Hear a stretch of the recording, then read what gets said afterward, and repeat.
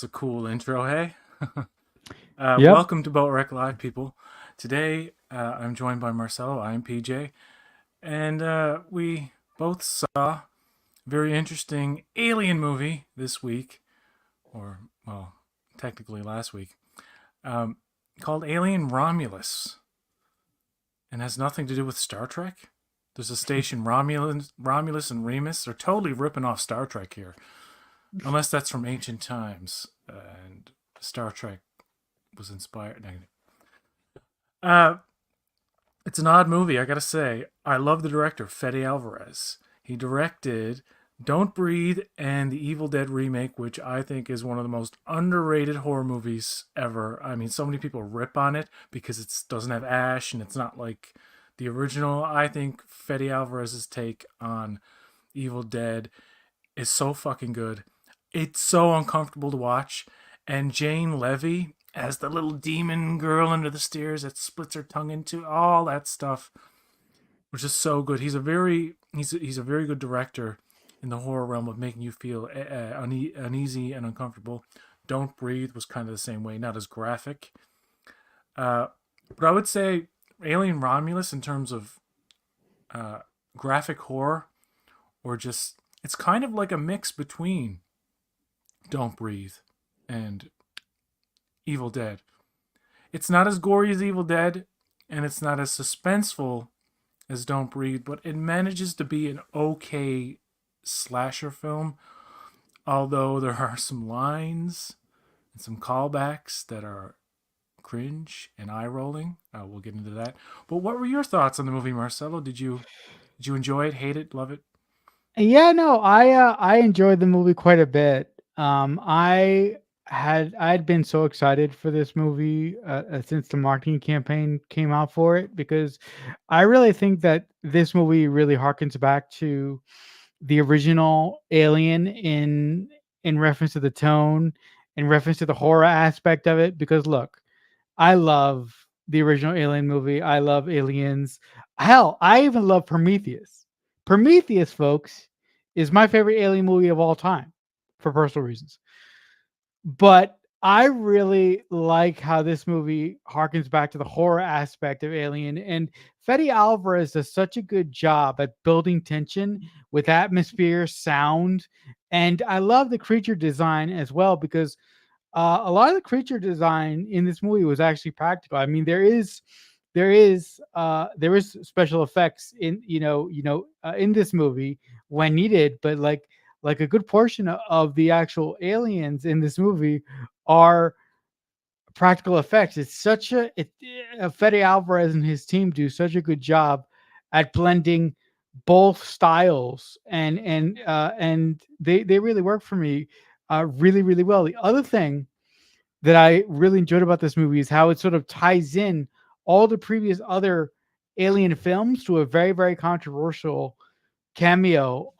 If you ask a lot of people online, you'll either get one side of the conversation or you'll get the other side. But for me, that decision by Fetty to sort of tie the films together with this one thing was really cool. Yeah, and it takes place. Okay, just to make it clear where this takes place in the timeline, not counting the Alien versus Predator films. Uh, Prometheus would be the first in line, Mhm. then Alien Covenant, then Alien, Yep. then Alien Romulus, Mhm. Aliens, And Alien 3, yep. Alien Resurrection Yep. is the furthest down the timeline they've gone. From now on, personally, I know the next project is an alien TV show called Alien Earth, which will be the prequel to everything. So it'll be I think it'll be on Earth before even Prometheus took place. But in terms of movies, the next one, I just want them to move forward in the timeline. I want to see, like, after all of these years, how they're now dealing with aliens and what they are like, and if they're around, like, if they're not around, how they come back. As flimsy as Alien Resurrection was, and as silly and as bonkers as that movie is, I got to admit, watching the first half of Alien Romulus, I was like, for one thing, I was reminded of Star Trek, and then I was thinking Ron Perlman, and I was thinking, oh yeah, Ron Perlman was in Resurrection, and I was thinking back in that stupid basketball scene with the clone Ripley and the guys, and they're all like sexist jerks, and they're all just horrible, terrible people you're waiting to die. That is like the kind of schlock that I find a little more enjoyable than the dour, serious nature of the first half of the film. Until they get to the alien stuff, it really is kind of boring. I get it; they're setting up this world. The main character is this girl, Rain. Rain, and she's an orphan minor, and she has a synthetic brother who Hmm. is I don't know what kind of synthetic model he is, but he's one we haven't seen in the franchise yet.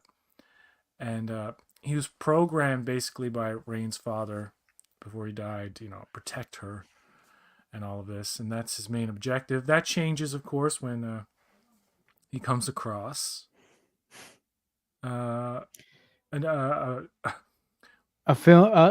what's familiar friend. yeah what he's not Ash. No, it's not Ash. He's an Ash type model. I think his Yeah, name it's is an Ash type Rook. model. I'm trying to Rook, look yeah. at it. Yeah, and Ian Holm Hmm. is an actor who died 4 years ago or something like that. Yeah, 4 years And ago. Yeah. I didn't know this, but when I was watching the movie, I even said to somebody after, I said, "Yeah, do you mind spoilers? Because I really want to tell you this part." He's like, "I don't care." I was like, "Yeah, Ian Holm is in the movie." He didn't know who Ian Holm was. I'm like, "Yeah, you know the guy from the synth from the first movie, where Yeah. his head comes out. Oh yeah, okay, that guy." I'm like, "Well, that actor's dead, and they brought him back for this movie, and it's not a cameo.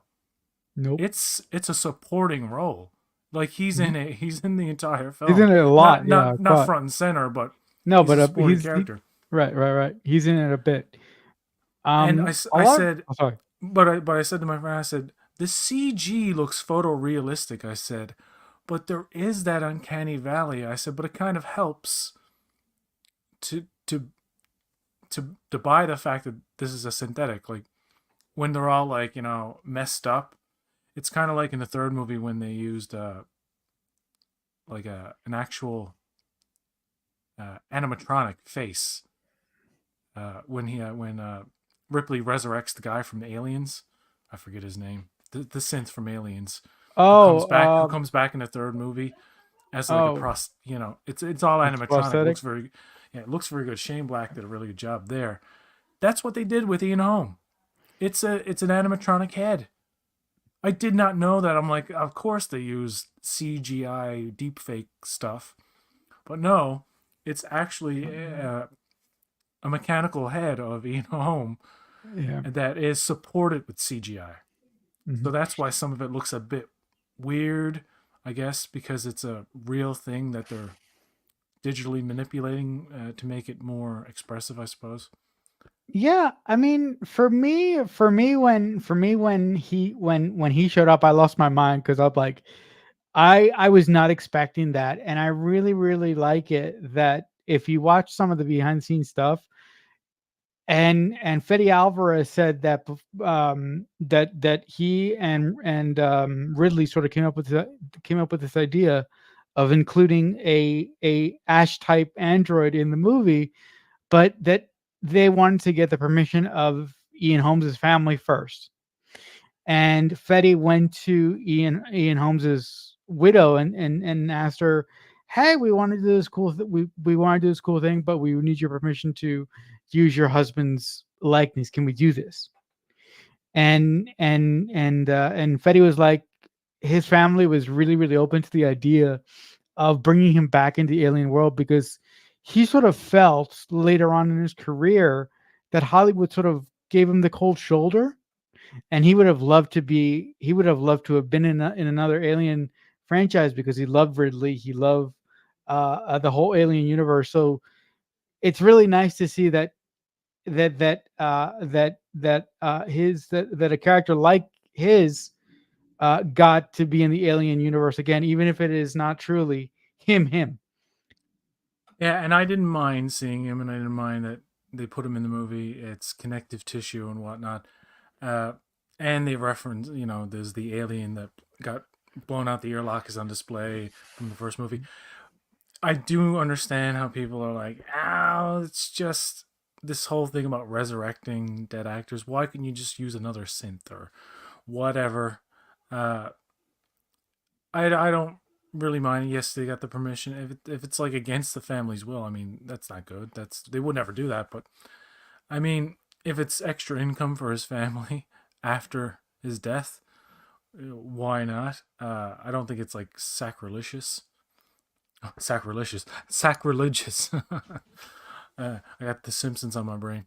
Um, the basic setup for the plot is that uh, this young girl has been sentenced to more time in the mines. Like she's like you thought your contract was up and you could go to this planet that you wanted to go to, but uh, so she goes with her ex boyfriend uh, to go on a mission to a spacecraft to get into these cryostasis chambers to basically survive a trip to a planet that they want to go to. They want to get away from all this crap. It's a She was on the way there anyway, I think. Uh, it's planet Yavaga or something like that. So anyway, when they get there, uh, it's the Romulus Remus dual stations where they done experiments on aliens extracting the black goo that I think we first saw in Prometheus. So there's that connectivity to Prometheus as Mhm. well. It really is both a prequel to Aliens and a sequel to Covenant, with Alien being like the number one movie. I mean, nothing's gonna beat that in my opinion. Even Aliens, I don't think is as good as Alien. Yeah. I remember I No. watched two of Yeah. them recently. I'm like, I was watching Aliens. I'm like, there's a lot of shouting. I don't know what it is. It's just, it's a really bombastic, noisy, in your face kind of movie that is good, especially the end. I think it has a way better ending, but overall, I just like the atmosphere, and that's what they could try to return to. The only problem is, as the movie goes along, you get this countdown clock, right? Of like 40 minutes, we're gonna crash into the rings of this Ticking planet. clock, right? Yeah. Yeah. So basically, when you get to that, I believe, I could be wrong, the rest of the movie takes place in real time. Yeah. Because it seems like 10 minutes later, they're announcing like 10 minutes down, so many minutes to go. But then they do this thing in the movie where it just gets chaotic. It just gets really like, I don't know what's going to happen. I'm not sure I like it. But I do like there's a bit of subversion of expectations, because in the trailer, that guy, the British guy who's the asshole, who's presumably the guy who got one of the pregnant girl pregnant. Uh, so there's five of them. There's no, wait, how there's more than five. Let me just get this straight here. Yeah. You There's forgot Rain, and there's yeah. Andy, her brother. There's Mhm. Tyler, her ex. Kay, Right. the pregnant girl, played by Yep. Isabella Merced, uh, and the British guy, who's Yep. oh wait, no, No, there's he's no he's he's there's not he's Kay's cousin. Okay, I see yeah, that now. Kay's cousin. Yeah. And Navarro, who is the first one, To bite it. and is actually the only one of them to get a chest burster, Yep. Hmm. except for uh, K at the end, which is a different situation. But once everything gets going, the acceleration and the gestation period just seems like way fast.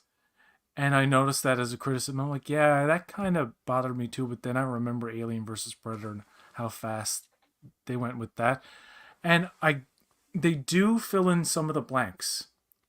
For one thing, I've never seen. I could be wrong, but that vagina looking second cocoon. When they go from baby to grown up, Yep. they actually go in a cocoon stasis. I thought they just ran around and got bigger and bigger, but I can't remember that being in the people stuck on the walls and stuff.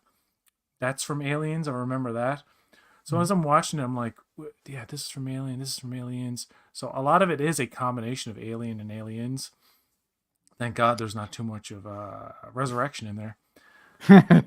But No, it's a good blueprint. It just gets so crazy. I just I got tired of it toward the end. And then when that thing came out of the cave, that engineering looking slender man creepy dude, and people were telling me, "Oh, that's a guy. It's a practical effect. What they did." I'm like, "What?" I thought it was really good. See, here's the good thing about this movie. The best thing about this movie, visually, it is immaculate.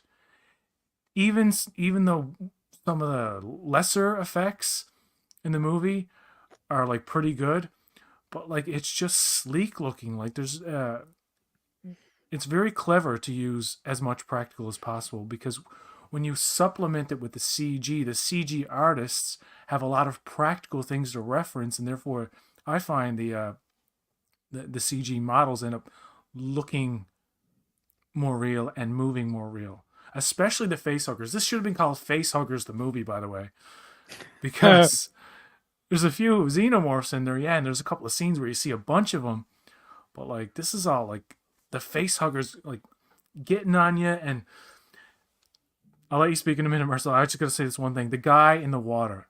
Everybody's making fun of oh, this guy. There's something in the fucking water. There's that's something in the fine. water. That guy. It's fine. So you think him and the boyfriend Tyler, the ex-boyfriend of Rain, Tyler, are going to be the ones to get it, but they're the ones that fight it off. They die in different ways, and it's really only Navarro who actually uh, gets impregnated, I suppose. Yep. What's another word? Ingested. No. But She, impregnated works for me. yeah, Ingestated or chest something like that. pregnated. Yeah. Chest. But Yeah. that I like that little tool that she uses to X-ray her Oh, the insides. X-ray And thing. No, actually, that moment when Navarro, when they're running and the chest bursters are coming after him, after all of them, and Navarro sort of goes to the main access door, and then she does a little turnaround, like she think, and the chest burster flies across the room. I'm like, okay, that's awesome, but still horrible. Um, um, I listen.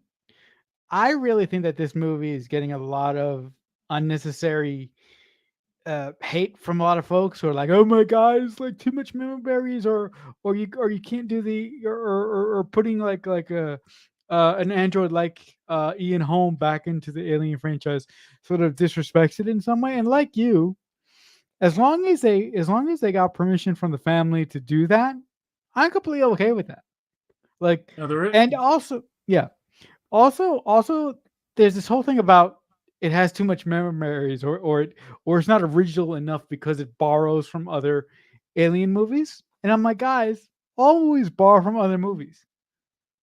And it's it's not like this movie is like putting it as it's not like this movie's putting like memories every 30 seconds.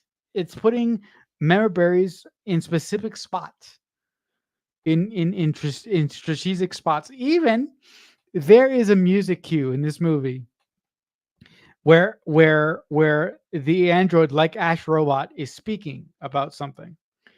And if you pay attention to the music, it's the music from Prometheus when he's talking.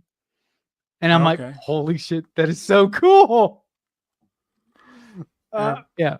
I do understand. Yeah, the only line that I really didn't like, and I noticed a lot of people were like, "Oh, why did it's?" And I said, dude, I'm not even exaggerating. It's almost as bad as Spock yelling out, "Khan!" in Into Darkness. It really was one of those moments where I was like, "Oh." Like they do these things. There's a few things in it where I'm like, no, now this is a winking at the camera, self-aware thing that these franchises do that is very annoying. It's when uh what's his name? Alfie? Andy the Andy, android. sorry, Alfie. He he saves Rain and kills that xenomorph, and he says, "Get away from her." And then there's a pause. He says, "Get away from her, you bitch." Yeah, And sure. it's like, it's almost like the screenwriter was programming in his head at that moment. No, you gotta say the line. You gotta say the line. People are gonna be mad if they don't say the line. And I thought it was like, dude, don't mess with that line. That's iconic. People, the young folks don't realize today that "Get away from her, you bitch" from Aliens is one of the top quotable lines in film Ever. history, up there with "I'll be back" and "Hasta la vista, baby" and "Play it again, Sam." And it's up there. And then to do like in a fifth or sixth sequel, have the android be like, "Get away from her, you bitch," saying it like 200 or 100 years before Ripley says it after she wakes up from the first movie. It's like, fuck off. Like, that was the one part where I was like, no, no. Everything else, like, people were referencing lines, like the android says some line about something that some other guy.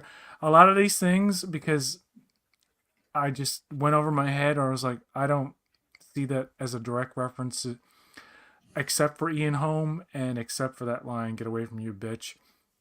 Uh, I gotta say the best scene. I want to hear your favorite scene in it too. Sure. Hmm? The one that I was just like on my edge of like, oh, this is different, because I get it. It's Fede Alvarez was like, sometimes franchises get so far away from the original thing that they forget to be what they originally were.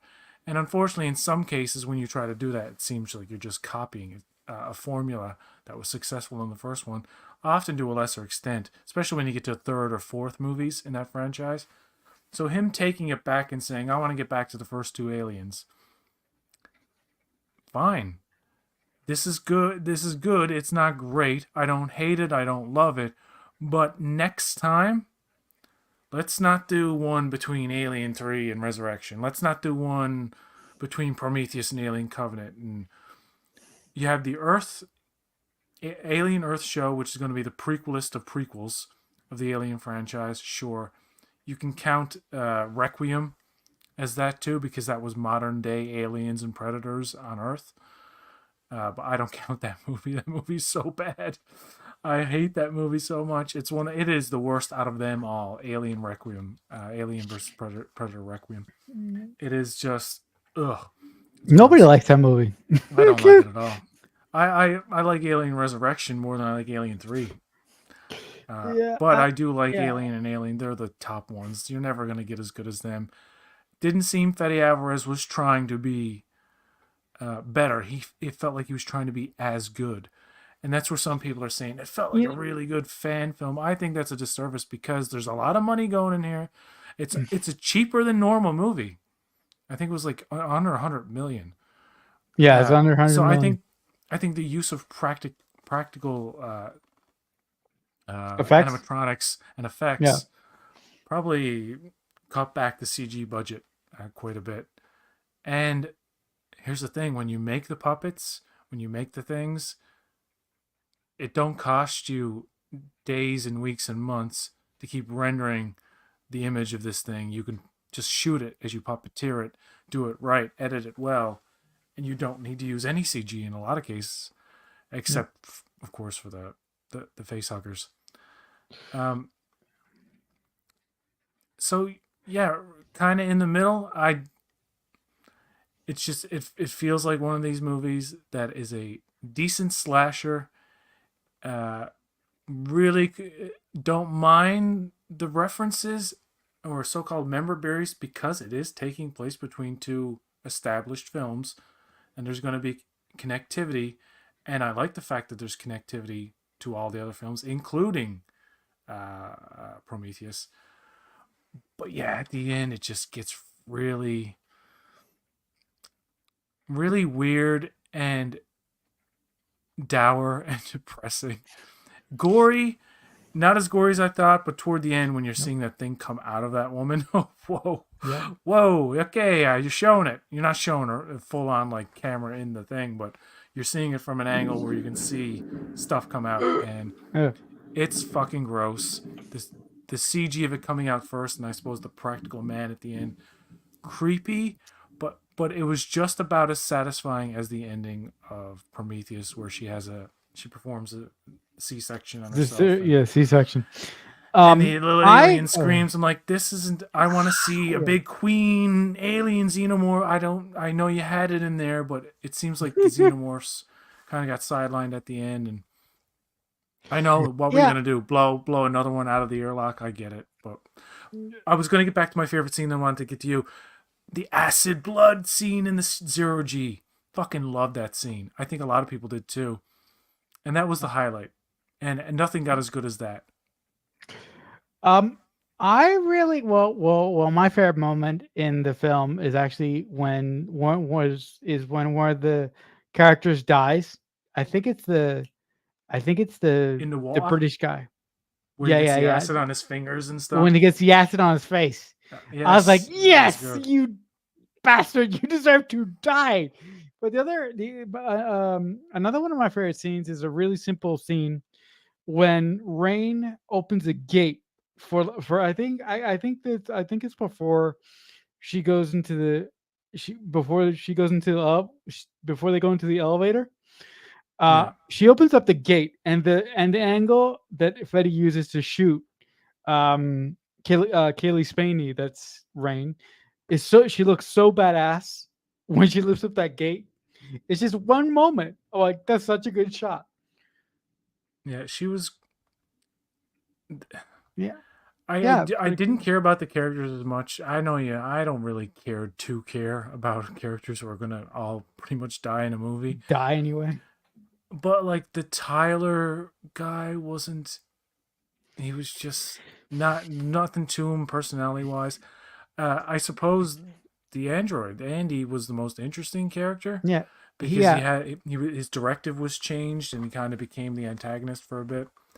yep. And Ian Holmes' character Rook is also a bit of a bad guy in it because like even though things went awry, he knows like it all went to crap.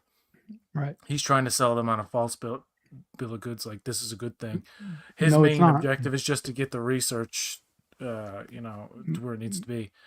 Yeah. um who The other despite these people. right. The other thing that I felt to go off of one of your points that you kind of really didn't care about a lot of the characters, I really felt that these characters were kind of thin. They were written very very thinly. We only knew a couple of things about them, and I think that we didn't know enough about them to get invested as they died.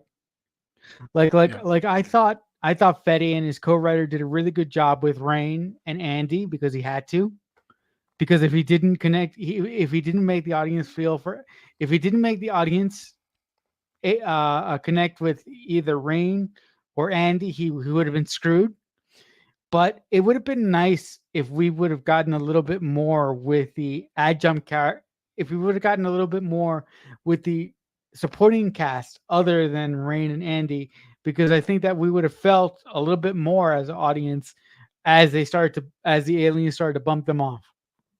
yeah. Like in Alien and Aliens, uh, you do spend enough time with those A fair characters amount, yeah. and get enough of their personalities and interactions to where you're like, oh, I know what she's like. I know what he's like.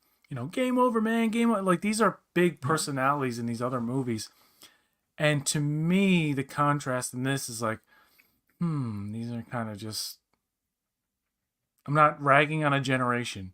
I'm just saying these kind of seem like dull Gen Z Dull young years. youngins who Yeah. they're there to react. And Yeah. even the main character Rain, like she's not nearly as intriguing as Sigourney Weaver, Ripley. and not Yeah. even as intriguing as Naomi Rapace. That's Yeah. how you pronounce her No, name. I mean, look, I love Naomi And I Rapace. can't even remember anybody from Alien Covenant. I swear, Danny McBride is the only one I I remember in hate that that movie. man. I look. He I wrote hate that it. movie. I hate it.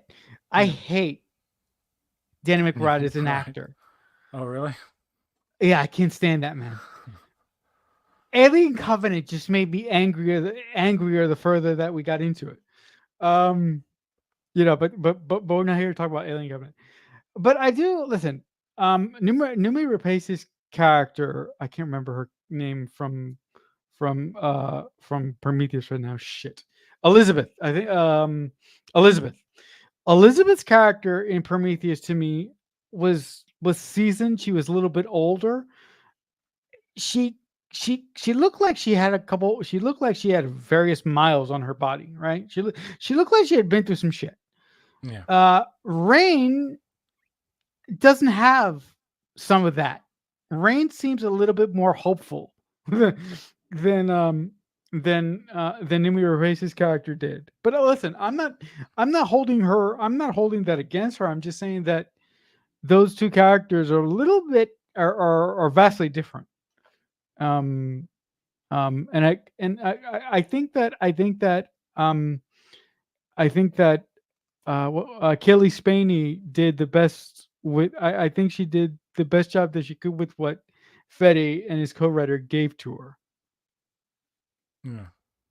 Yeah, Well, the hybrid yeah, the human xenomorph hybrid with the face, it has an engineer kind of look. Uh, Rain kills it, and she puts Andy in a chamber, and yeah.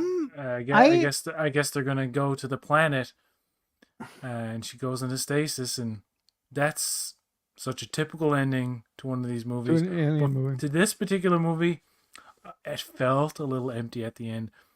I gotta say, it's like one of these movies where, okay, slow start, but I get where they're going. They're building up to. Then when the alien stuff starts, it's all cool and it's all interesting looking. But when it gets to that last part, you're just waiting for the count. I was waiting for the count. I was like, when is it going to be 10 minutes? 10 minutes yet? 10 minutes till we crash into the fucking rings. Okay, good. Now we got 10 Here we minutes. It was a good go. timer because if you were getting annoyed by the end, you're like, well, at least they're letting me know. I don't have to check my watch. But Yeah. yeah, it's a mixed bag for me. Yeah, listen, the ending, I did feel that it dragged on a little bit too much, and I personally about the engineer alien hybrid that came out of that poor little girl, or I say poor little girl, she looks really young.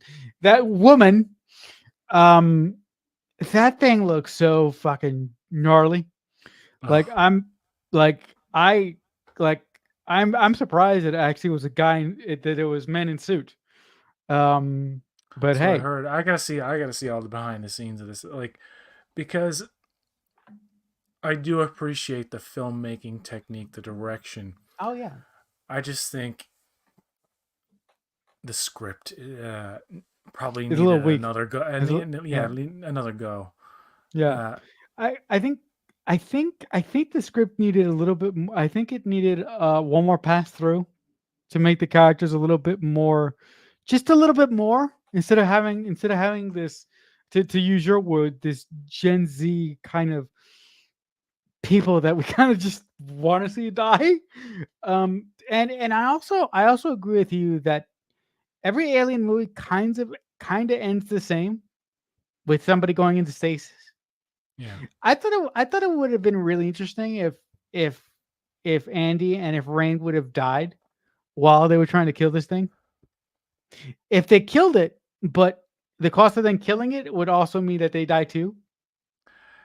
You know what I was thinking toward the end. I was like, you know what, I didn't know if they were gonna do it, and they didn't do it.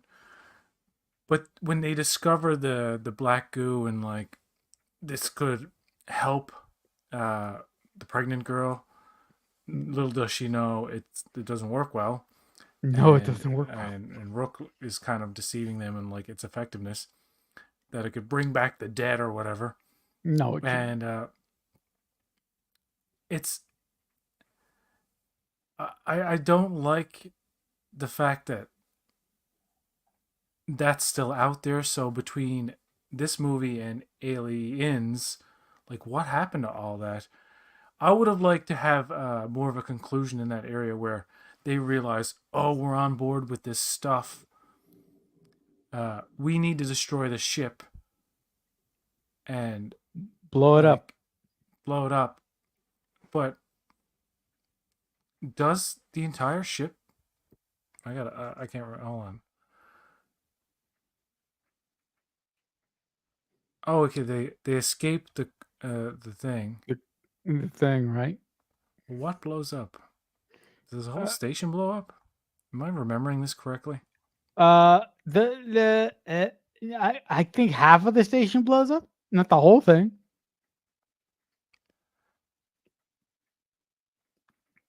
The station crashes into the rings. So Yeah, that yeah, would the that would station. take care of the problem of that, wouldn't it? Yeah, that would take care of it. I think. But then again, if they find the hybrid out there in space somewhere, they're gonna do it all over again. So yeah, Yeah, I was yeah. it. Maybe I was falling asleep toward the end. I just couldn't The other, remember. the other thing that really sort of bothered me is something really small at the beginning of the movie when Rain and her ex boyfriend and his band of people that want to get off this mining planet and go to a better world. How in a planet so well controlled by the whaling corporation can these fucking people get on a ship and just go into orbit? Like, shouldn't there be more security to make sure that people don't leave the planet who have to work on this planet? So that to me was like, what are you doing? How are you like? You know what? The future world that the aliens movies always portrayed. For one thing, the original movie, the look of the space station they were on was probably Looked like? more realistic than most science fiction movies. It looked like a lived Yeah. in place where people. The only thing was people were like smoking cigarettes, which they do in this movie, I think, so, Yes, they here and do. there. They And do. they do replicate the old analog video cameras and stuff. So the future they've always portrayed and they've always stuck with, except for Prometheus and Covenant, kind of like future proof, the It's futuristic future proof. stuff. Yeah. In other words, they updated for modern audiences. I appreciate the fact this movie's set between Alien and Aliens. It's gonna have analog technology in there, Mhm. and it's not as advanced, funny enough, as Prometheus or Alien Covenant. Yep. So it does honor the aesthetic of that 70s futuristic vibe, which I appreciate it. Uh, Yep. but again, from now on, I want them to move on. In the movie, I know the TV is a prequel, TV show is a prequel, but the movie should. What happened after Alien Resurrection? What's going on there? Uh, Maybe Brad Yeah. Dourif had a twin.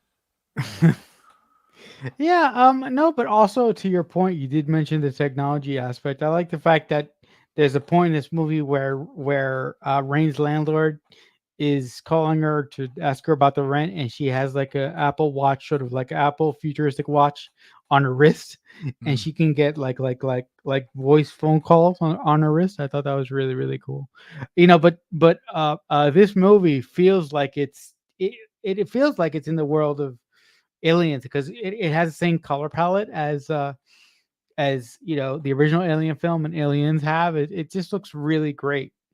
It looks really it looks really well defined, like you mentioned earlier, the way that it's shot and everything. yeah, I'm still interested to see what Fede Alvarez does next, whether that be in this franchise or another. I think he's always interesting. His movies are always interesting to watch, whether some are better than others. I think his my favorite of his is obviously Evil Dead and Don't Breathe. Yeah, This is not up there with them in terms of entertainment value, but it is a competently made movie for the script that he was given. The actors do what they I can don't- with the roles, but the highlights are like the practical alien effects and like that scene with the Acid Blood and Zero G Yeah, that was was really something cool. new and inventive for the franchise, so I appreciate that part of it. Just the ending is very sloppy and gross and Yeah, weird. little. Yeah. No, I mean, for me, I personally didn't see Freddy's Evil Dead film, but I have seen Don't Breathe, and I have seen this film. And for me, and for me personally, this is Fede Alvarez is because I think I enjoy this film a little bit more than you did, because I didn't have as many uh gripes, I should say. Um, so yeah, for me, this is Fede Alvarez's best. For me, this is Fede's best film, and I do want to mention that he actually co-wrote the script for this film as well. So he wasn't given the script; he wrote it himself. Oh no, he should have did another pass on it. No, Yeah, yeah, yeah, yeah, I'm yeah, sure. yeah. I'm sure he's not hurting because the movie's doing No, no, well. he's fine. Yeah, yeah, Yeah. he'll be fine. All Um, right. If you want to move on to this, because D23 happened last week, Nope. and we got some interesting announcements. First of all, there's going to be an Incredibles 3 with Brad Bird. Woohoo! Yeah, Love it. I don't know about you, but I love The Incredibles. I love The Incredibles, and Incredibles 2 is good, but the first one is amazing. Yeah, yeah. I mean, That came out I mean, 20 years ago, dude. wow, That's holy crap! that's crazy to me. Like, and it's such a well animated. It was actually the most well animated movie of its time. At the time, right? Yeah, Yeah, and yeah, it holds up, but certainly the second one has a little bit more of that photorealistic kind of yeah. detail. I mean, yeah. I mean, Num Num Cookie. Come on, that's great. That's just so great. It's like I want them to jump ahead 20 years because it 20 would have been years. 20 years from Okay. the first movie, because the second movie takes place right after. Like, there is no Yeah. time jump. It's just a continuation of No, the no. first Right movie. after, yeah. And this one, they probably won't do that. They probably will jump maybe a year or two or something. I don't know. Or maybe it But literally will be like just the next month in the life of the family, a new adventure. But Craig T. Nelson is getting so old now, and Holly Hunter is getting up there. It would make yeah, sense to age up the adult characters to maybe seniors now, and mhm. Jack He's got yeah, is an older yeah, teenager. Uh, and yeah, Dash has got the to get speedy guy is the fast Dash. guy Yeah, is, and Dash and the sister are like grown yeah, up, and probably have kids of their own, and Violet Parr. Yeah, yeah. expand the No, family. Frozone and his wife have grandkids now or something. Frozone's yeah, all gray. yeah. Uh, Frozo's all great. Yep, but I like your idea of pushing the story forward with the Parr family, because I do think that they should be they should be older in this film. Like yeah. I really like what a YouTube commentator that you and I both watch on the regular said, where he said that they should do it just a couple years, like Hmm. just give us a couple years, not 20, but just a couple years. But I don't know if I don't know if Brad Bird's going to do that, but I would really like to see him attempt that. Like, yeah, some people like, I don't want to see Jack too grown up, because I want to see him like, what is he like when he's I don't know, 10 or Teen, 11 or something like that. Uh, they also announced Toy Story 5, which, you know what it should be called? Toy Story live action. And you know why? why? If you watch the Toy Story movies, the first one looks like a PS2 video game, very great for its time. It looks not a PS2, maybe PS3. It's very, the rendering was, simple back in 95. The second one ups the game a little bit. Then the third one has like this kind of like sheen to it. It looks a little bit, it still looks It's cartoony. shiny, It still looks cartoony, but it's got like shine to it. more realistic lighting, and yeah, it's kind of got that shine to it. You watch the fourth one, dude. It looks like Toy Story live action, because a lot of it takes place in a carnival kind of area. So Yep, when you're not seeing the humans and you're just seeing like physical objects looks great. and places with the toys in them, it's some of the shots are so photorealistic. You would be fooled if you had been in a coma for 30 years and Hmm. only seen like the first Toy Story, and then saw jump to the fourth one. You'd be like, "Oh, this is the live action version where they use realistic CG." It's like, no, that's just how CG is evolving. Uh, some movies nowadays don't do that. They keep it. There's a style now where they keep it kind of cartoony looking, but Toy Story in particular, four, uh, yeah, like the detail in that. So I can only imagine what Toy Story 5 will look like. And the little girl that they're with now, I guess, is a teenager, and she's addicted Yeah, to her phone, and that's the premise that these old ass toys are competing with modern technology, technology. iPhones And and shit. yeah, Yeah. No, it's I mean, interesting. I really like the creative team behind Toy Story. I mean, here's a fun fact about the original Toy Story. The screenplay for the original Toy Story was written by one of my favorite writers of all time, who has spawned out of grace, unfortunately. But that's a nice little tidbit that I have with the original Toy Story. But I love the Toy Story franchise. My favorite Toy Story is Toy Story 2. Um, but yeah, it's That is it's the gonna best be one. That really, is the best one. yeah, yeah. It's going to be interesting to see how these toys deal with technology and how they are able to rationalize it in their heads that kids kids that should be playing with them aren't playing with them. And I wonder if they're going to go into the fact that nowadays a large part of the toy market, when you look at it, is taken in by adults who buy toys and buy like hot toys and other collectible toys. Not a lot of kids today are buying actual toys. If you look if you look at the numbers. Yeah, I don't, it. Yeah. The day I think the days of like a little kid being with like one dinosaur and like RoboCop, and like Yeah. it's like Those are over. freeze dinosaur. Rawr. I don't know if that exists anymore. Maybe for little kids, but once the kids get onto the screen, it's like the Yeah. screen is life. Yeah, So yeah. screen's life, man. Yeah. They also showed a trailer for like Moana 2, which I fine. I don't care about that Yeah. all that I much. I I have not seen the original Moana, so I don't know. Yeah, I watched it once. It was all right. I mean, Yeah. they're doing a live Um action Lilo and Stitch. They showed like a yeah, highly detailed model of Stitch. the Yeah. CGI Stitch. Yeah. Fine. I was I interested in the Skeleton Crew yeah. though, the Star Wars Yeah. stuff. Were you Yeah, gonna look. say something about the Pixar? No, yeah. I just want to say a really quick word on the first reaction to live action or animated Stitch. I actually like the way he looks. A lot of people online were complaining like he should be more blue or he should be a less blue. But I was like, dude, that's Stitch. That's as good as it's gonna look. Looks just like him. Uh, yeah, yeah. Listen. I personally love the animated Lilo and Stitch, so I'm very very excited to see what a live action version could possibly look like.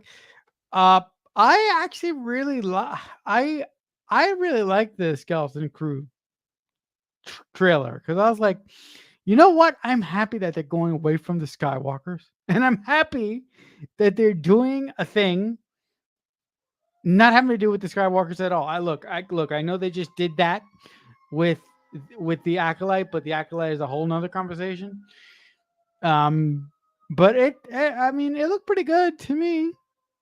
Well, it's a first in terms of Star Wars series focused on young Kids, kids. yeah, And Jude Law is like their mentor or something. He may or may not yeah. be a Jedi. Uh, I, it yeah, doesn't give us I a think lot, he's but it good. looks very Spielbergish, Amblin, Yep, I should say, Goonie him, yeah, Goonies, right? Goonie-ish. And you know what? I don't like the Goon. I'm one of these people who are like, Yeah, I don't like the Goonies. I don't. I My sister yeah, loved it when yeah. you know. I I was I never only into saw it. yeah I only saw the Goonies for the first time a couple years ago.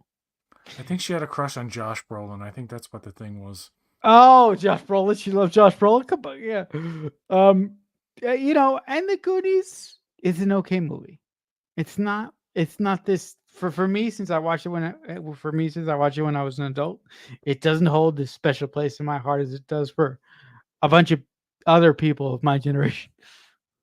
And yeah, not for me. It's just one of those things, and it's like Phyllis Bueller's Day Off or 16, the John Hughes movies. It's like Oh, I sixteen get it. candles. I've seen them, and I don't think they're terrible or anything. I just Yeah. No, I I guess you mean, had to be around and a young yeah, person at the time to fully appreciate what those were, like the Brat Pack kind of era. yeah. I Uh, mean, yeah. yeah, I mean, I grew up watching Ferris Bueller. I grew up watching Sixteen Candles. I grew up watching Pretty Pig. So all those John Hughes movies, for me, have a special place in my heart because I grew up watching them. But for you, if you didn't, I could see why they're like, oh, they're just cool. I mean, I grew up. I'm born in the '80s, so like Right? Yeah, yeah. I grew up seeing them. It's just I didn't have the connection that like The maybe connection to them, right? older people that had to them at the time. Uh, Right, right. also the D23 they showed not necessarily a trailer but footage of Jon Favreau's film Mandalorian and Grogu. Go, go. Uh, and I it oh, it's go ahead. crazy that they're making a Mandalorian movie, and this is the next Star Wars movie after a billion announcements of the so and so's doing Like, this Star Wars movie, so and so's doing this, and everyone under the fucking sun is doing a Star Wars movie, but this is actually they have film footage, and it looks, it does look like the show. It right. just looks like an epic version of the show. There is a special effects sequence in the leak trailer that looks bigger than what they would have, say, in the show. And I'm sure it'll look sleeker in a lot of ways. There are fully CG characters in the movie and stuff like that that have appeared in the show in the third season, but they really need to they need to separate this in terms of quality. I mean, Mandalorian can be so good sometimes that Yeah. it's IMAX epic. Take the first episode of the second season, for example, where they literally go IMAX for the sandworm kind of whatever that Yeah. was. It's like that Mhm. whole, I call it the Dune scene, but The dudes. that's a really like that's something that's an example of something you would see in a Mandalorian Star Grogu Wars film. movie that of that scale. And then the third season they meandered a bit. I didn't hate it, but Yeah. it wasn't as epic as the second season. Some of the Yeah. parts of the second season. Yeah, I did not like the third season at all. I thought this third season was a big waste of time, if you ask me. Well, There this movie better make there up for it. yeah. No, there are some elements of the third season that I kind of like. I kind of I kind of enjoy what John Favreau was going for, but in large part it didn't work for me. But this leak trailer really worked for me. I'm so happy, like PJ referenced a few moments ago. There's been 50 fucking million announcements about this is gonna happen, this is gonna happen, this is gonna happen, and it doesn't happen. At this point, I'm starting to think that Lucasfilm is like those lovely people at Paramount who say, "Oh, Star Trek 4 is going to come out," and we're like, "Guys, no, it's not." Yeah. Yeah, So I'm just happy that there's going to be an actual Star Wars film in theaters next year. it's crazy. Like, I can't finally, believe it come on. myself. Yeah. I thought we were gonna get 50 other shows before we got another movie. Yeah. Um, Right. they also showed a featurette. This also wasn't officially released, but it was leaked. A featurette for Andor season 2, and Ben Mendelsohn is returning. Yep. Uh, Critic. yeah, Critic. uh, Yeah. I can't believe something like Andor exists because when I first heard of it, they're doing a prequel to Rogue One. I'm like, wasn't Rogue One the prequel to A New Hope? What? It What are you was. doing? It was. It It was. is. It wasn't that. It was more of a lead up than a prequel because they want to count the prequels as the real saga. Yeah. But sure, it's a spin Yeah. off Yeah. I kind don't of count prequely thing. the. I don't Whatever. count it. It's fine. But then, like, I watched it. I was like, oh, how is this good? How is this one fucking good? How is this How did you good? come? How did you come out with How is this good? Obi-Wan and Boba Fett? I'll And tell you why it's good. I You want to really know why have it's good? no significant complaints about the Mandalorian. Leave that alone. But how could you come out with those two shows and not be as near as intricate and as detailed and as good and as As intriguing and as Andor's. character building as a simple season of a prequel to a prequel? It's like the idea sounded ridiculous, and then the show ended up being good, and now we get the second season, which is the last season because it has to be. It Yep. There's going to be time gaps, so therefore, like, I guess the second season covers 4 years, whatever years that leads 4 up to years, I Rogue think. One. 4 years, I think. So basically, the last scene in Andor is going to be before the scene where he shoots the guy at the beginning of Rogue One. Maybe, I don't know, Right. but I can't wait for that. No, Any more? no, but Was there any other Star Wars stuff besides that? no, I don't know. I think it was just those two. I think it was Skeleton Crew and the first look at Andor. Listen, speak about Andor for a second. It really took me a long time to come around on Andor. When I initially watched it, I was like, I don't like this. I had to watch it again to really appreciate it. I still don't love it like some folks, but I really appreciate what it was going for. And to answer your question, you want to know why it's so fucking good? You want to know why it's miles ahead of Obi-Wan, or it's miles ahead of Boba Fett, or it's miles ahead of hell, even the Acolyte. Do you want to know why? Because Well written. Andor is well written, and it's written by a guy who doesn't give a shit about Star Wars. It's written by a guy who knows good storytelling and good character progression. That's why it's so good. Yeah, And the yeah, script is a good foundation. Do you know at the end of the season 1 of Andor, they were going to say yep, the hologram woman at the end who died, yep, and she comes back as a yep. hologram and does the speech. Do you know Mhm. she was going to say originally the plan was going to be, she says, fuck the Empire, and it would have been the first Yeah. F-bomb in a Star Wars show? I think they should have went for it. I think that would have been the icing on the cake Why for not? Andor. It would have been the one thing in the Star Wars universe Fuck that yeah. earned a fuck. Or earn a fuck, right? Yeah, because Like really, just one. You don't have to say fuck all the time, but Andor just was the what? first show where they said shit, and I think God, like, they cursed. It was the first God damn it, yeah. Star Wars where they cursed, like, said Yeah, not harsher things than hell or something like that, right? yeah, yeah. I think they said Look, bastard when somebody was a bastard. They never they said did, they bastard in did. Star Wars before, did they?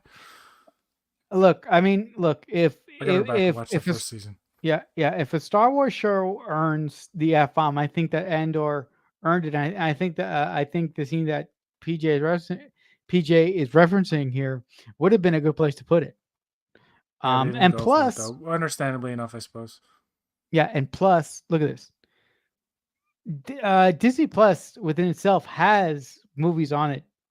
Movies on There are things on Disney Plus that have F bombs, of course. So Yeah. it wouldn't just be and Andor is TVMA, so it would have been fine. Yeah. Yeah. What do you think of? I don't know. Did you see the leaked trailer for Devil Born Again? I did. You did. It looks Well, let's talk about so great. it. Dude. I really yeah. It looks like the movie version of the Netflix series. Not only because Yeah, they do film yeah, it in the CinemaScope as opposed to the yeah. more The yeah. the It does compressed, yeah. look like if somebody said this is the trailer for the Daredevil movie, That would have worked. you wouldn't have said no, this looks like a TV show. Yeah. You've been like, no. I guess, yeah. It looks totally like Kevin Feige was Yep. right, because when this show was first filmed, Oh boy. I don't know how many episodes. I don't know how many episodes they had filmed. No, but I think it was like Ally McBeal. It was a lawyer procedural show, right? Yep. With Daredevil not really showing up till a few episodes in or something like that. Until what I heard. no, until the 8th episode, I heard. Yeah. Oh Jesus, I don't know. Well, that's a little mud. No wonder they fucking pulled Yeah, the no plug wonder on they that. fucking said Like this we ain't got to working. reshoot this shit. Because here's the Yeah, thing: when Hawkeye show, what's the Hawkeye show? yeah, Hawkeye yeah, wasn't yeah. it called Hawkeye? It's Yeah, Hawkeye. yeah. Yeah, it's Hawkeye. Yeah, Kingpin was in that, right? yeah. And then Kingpin wasn't exactly the same Kingpin as before. He was a little bit different. And then the He had a Hawaiian Daredevil shirt. in She-Hulk, they were saying it's not the same guy. It's we're gonna do a different take on the Disney version. And we're like, and they weren't gonna cast Foggy and the girl from the Karen. Netflix show. They weren't gonna do that. And then Kevin Feige, in his wisdom, was like, "What the Said, fuck are you doing? We can't "Stop have this it! shit." Don't For break it." one thing, you're giving people a show that is nothing and nothing, nowhere near as good as the fucking Netflix show. It's way more boring and dull from what it seems. Yeah, Then you're telling people, hey, this has no connectivity to that show, though you have the same actors playing Kingpin and and Matt Daredevil, but Murdock. everybody else is going to be recast. You think people are going to accept that? Shoot it again. I don't care about the money. They made the right choice if the trailer is any indication, dude, because uh, Frank Castle is in it, John Yep. Barenthal. The Mhm. Punisher is in the MCU now. This Pretty I cool. saw those first two seasons, and people are still in denial. Like, they're gonna Disneyfy it. They said it with Echo. They said Echo was gonna be hardcore blibbity blop. There was only a little. It was only edgy, just a little bit. I agree. Don't make it be like Echo. Echo was a bait and switch in terms of how mature it was going to be. Don't think it was a terrible show. Don't think it was a good show. It was something to watch with Kingpin in it, basically. Yeah. And I want to see better things going forward. I didn't buy that whole thing where his eye got shot out. And Yeah. Look, it I was mean, just a flesh wound. It's like, fuck yeah, off with that bull. stuff. Yeah. Let's get back to Daredevil kind of grittiness. And that's what Um. they gave us in that Yeah. trailer. I think that once Kevin Feige got his power back at Disney proper, what's his face left, the Greg Berlanti? no, Wait, no, no, once wait. Who am I no thinking about? the yeah, yeah, the Disney executive that John thought would be a good idea. What's his name? God damn it! Dickie The guy who, McDouche. yeah, yeah, Dickie McJuice, because I can't remember his name. Once that guy left, whose mandate was, for those of you at home who don't know this, his mandate was to have so much content for the Marvel universe on Disney Plus all the time. And also that guy created divisions on top of divisions that sort of took Kevin Feige's power away from him, right? So after that guy left, who he almost sunk the company into oblivion, after that guy left, and Bob Iger came back, Big Papa Iger, and Kevin Feige saw what they were working on, like PJ said, I think that Kevin Feige choosing to reshoot the entire season, it looks like, was such a great idea. And they even brought back the original actress who played Vanessa, because she wasn't going to come back either. They actually cast somebody else to replace her, or to be the new Vanessa, and they got rid of her and they brought back the old actress to play Vanessa from the It's like, Netflix you series. hired, you fired. Yeah, you're hired, you're fired. I like I really think that this leak trailer that we got really has the tone of the original Netflix series. Now, I listen. I don't know if it's going to be as violent, but it looks like it's going down the right path. Yeah, if Deadpool and Wolverine are any indication for Disney, it's Yeah. okay to do R-rated stuff. Yeah, it's I okay. think they, even with Echo, they were like, yeah, we'll push it, but we're not gonna push it too hard because it's Disney. And then you get Deadpool where people's skin is getting ripped off and they're collapsing in a heap of blood and muscle Blood and muscle on top of other very graphic imagery wording. and language. Yeah. You know what? Why not? Uh, Yeah, why not? why not keep it at the level of the Netflix show, or even push it a bit further if the narrative allows for it. dictates. Yeah. Uh, some of the other things that were announced was like the third Tron movie, Ares, I Avatar like 3 Tron. Do got you a like name, Tron? Fire and Assholes. Um, You're firing uh, assholes. no, it's Fire and Ash. Forgive me. Fired Ash. I'm Fire and sorry. Ash. Fired Ash. You know what comes? You know what the attitude is every time an Avatar movie comes up. I don't care. I was even watching a show, and like from an episode from years ago, they're like, "Why the hell are they making 4 Avatar movies?" This is back when the first one was out, when James Right. Cameron was like, "Yeah, there's gonna be a bunch of these motherfuckers." But I don't. every time we hear, even me, I'm like, Avatar, I guess. But Yeah. it always does like so well. Yeah. People People like love Fire and Avatar. Ash. I don't fucking know about this.